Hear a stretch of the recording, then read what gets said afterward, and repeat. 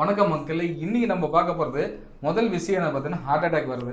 ஆண்களுக்கு heart attack வருது, பெண்களுக்கு ஹார்ட் அட்டாக் வருது, குழந்தைங்களுக்கு வருது, வாலிப வயசுக்கு வருது. இப்போ பார்த்தீங்கன்னா வாலிப வயசுக்கு யாருக்கும் அதிகமாக வந்தது கிடையாது. இந்த ஆண்டுகள் பார்த்தீங்கன்னா வாலிப வயசு பசங்களுக்கும் சரி பெரியவங்களுக்கும் சரி இப்போ நிறைய பேருக்கு வர ஆரம்பிச்சிச்சு.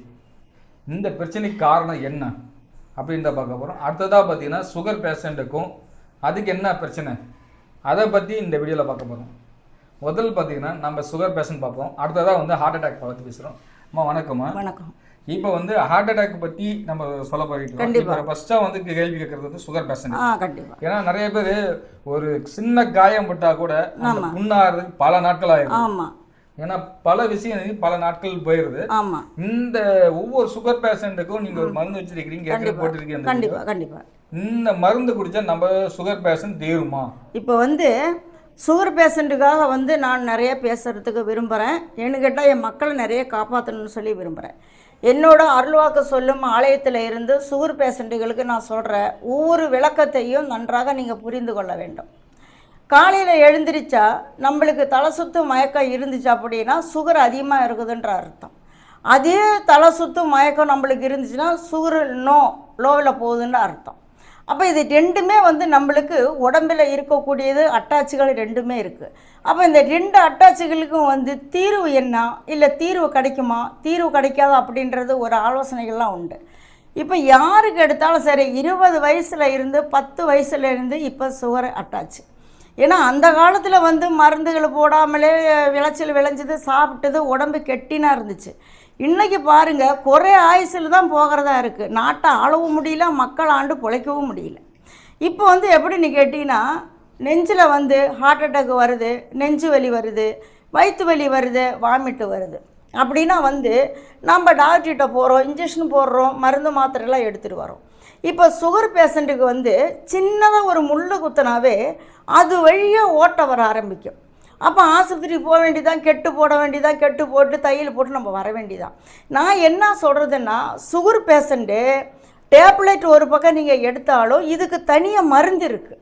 என்ன மருந்துன்னு கேட்டிங்கன்னா சித்தர்கள் மருந்து. அந்த சித்தர்கள் மருந்தை வந்து நாங்கள் எல்லாம் நிறைய பேர்த்து கொடுத்துருக்கோம், நானும் சாப்பிட்டுருக்கோம். இப்போ சித்தர்கள் மருந்துன்னு பார்த்தீங்கன்னா தண்ணியில் குடிக்கலாம், சாப்பாட்டில் கலந்து சாப்பிடலாம். அப்போ இந்த சுகர் என்ன ஆகுன்னு கேட்டிங்கன்னா ஏறிட்டு போகாது. கை காலில் எடுக்காதீங்க, விரலுகளை நறுக்கி எடுக்காதீங்க, கால் முட்டிக்காலை நறுக்கி எடுக்காதீங்க. தயவு செஞ்சு உங்களை நான் கையெடுத்து கும்பிட்டு நான் கேட்குறேன், மக்களை உங்களோட கையை காலை ஆஸ்பத்திரிக்கு போனால் சுகரால் எடுக்கிறது அதெல்லாம் எதுவும் வேணாம். சுகருக்குன்னு தனியாக மருந்துகள் இருக்குது, இங்கே வந்து சித்தாவில் இருக்குங்க. சரி, இவங்க சொன்னாங்களா பார்த்தீங்களா, சித்தர்கள் வழிமுறையாக தான் வந்துருக்கு சொன்னாங்களே, இது உண்மைதாங்க. ஏன்னா அந்த காலத்தில் மருந்து கண்டுபிடிச்சவங்க யாரும் கேட்டிங்கன்னா சித்தர்கள் தான். ஏன்னா சித்தர்கள் மருந்து கண்டுபிடிச்சது தான் எல்லா பிரச்சனைக்கும் தீர்த்தக்கூடியதாக சித்தர் மருத்துவம் சொல்லுவாங்க. ஏன்னா இவங்க வந்து அந்த வழியில் தான் பின்பற்றி எடுக்கிறாங்க, சித்தர்கள் மருந்து தான் சொல்லுவாங்க. இவங்க இந்த மருந்தை கொடுக்கறதே பார்த்தீங்கன்னா சித்த வைத்தியம் தான். எல்லாமே சித்த வைத்தியம் உண்டான மருந்துகள் விஷயம்தான் இவங்க இந்த மருந்துகள் குணப்படுத்துகிறாங்க அப்படின்னு சொல்லியிருக்கிறாங்க. சொல்லுங்க. அதேமாதிரி இந்த சுகருக்கு வந்து நீங்கள் பயப்பட தேவையில்லை. 800 இருந்தாலும் சரி, 1000 இருந்தாலும் சரி, 400 இருந்தாலும் சரி, நீங்கள் பயப்படாமல் வாழுங்க. 110 வயசு வரைக்குமே நான் உங்களை வாழ வச்சு காட்டுறேன்.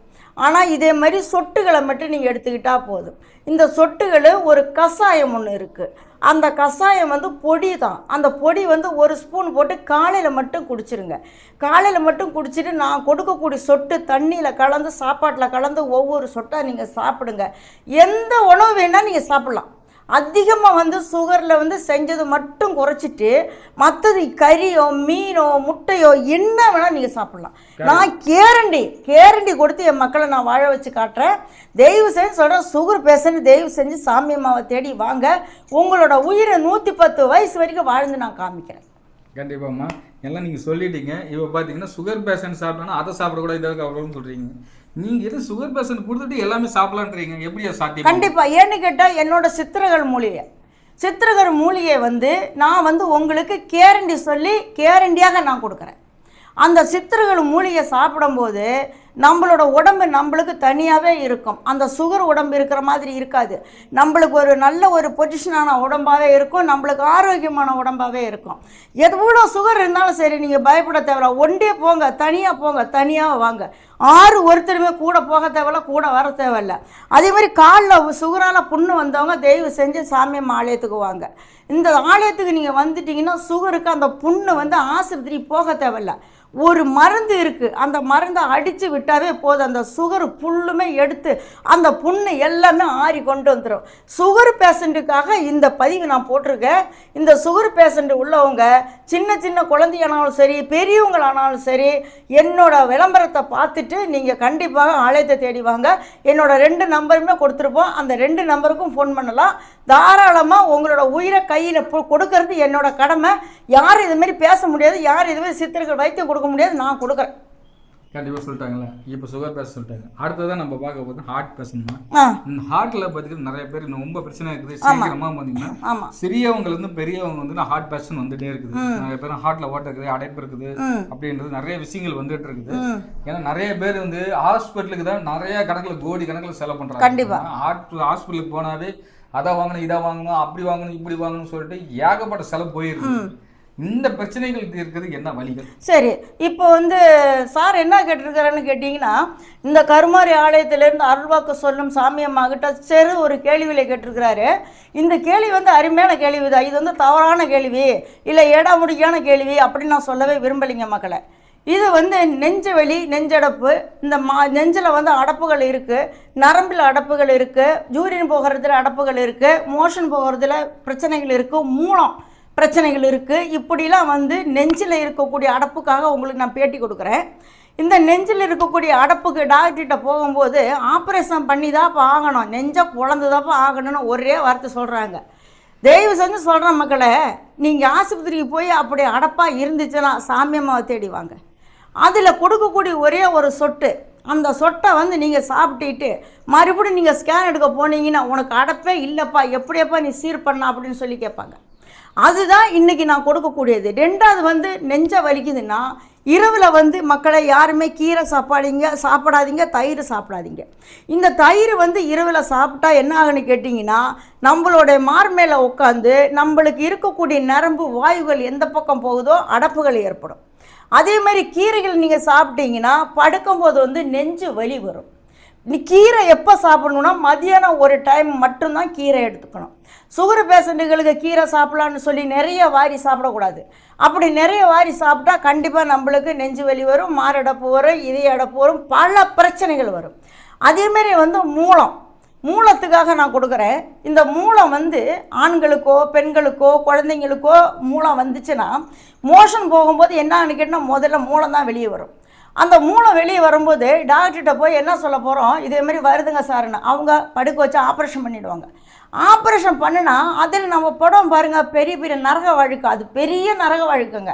அந்த மூலத்துக்கும் என்னிடம் மருந்து இருக்குது, எல்லாம் சித்தா மருந்து தான். எந்த ஒரு இங்கிலீஷ் மீடியம் கிடையவே கிடையாது. அதை தயவு செஞ்சு நீங்கள் நினைக்கவே தேவையில்ல.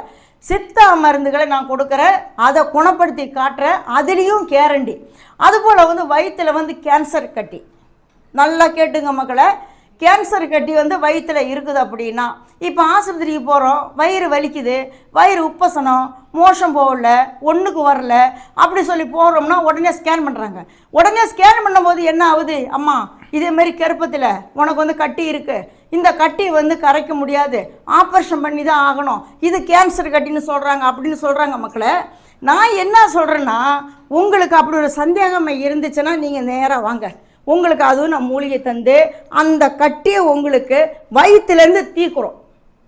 மேற்கொண்டு உங்களுக்கு என்ன வேணும், இதோட என்ன பேட்டி உங்களுக்கு மக்களுக்காக நான் கொடுக்கறது, என் ஆலயத்திலிருந்து நன்றாக நான் செய்து சித்தர் மூலிகை நாங்கள் கொடுக்குறோம். ஓகே மக்களே, கேட்டிங்கல்ல. அடுத்ததான் நம்ம வீடியோ சந்திக்க வரும் உங்கள் தமிழ்ச்செல்வன் வாங்க.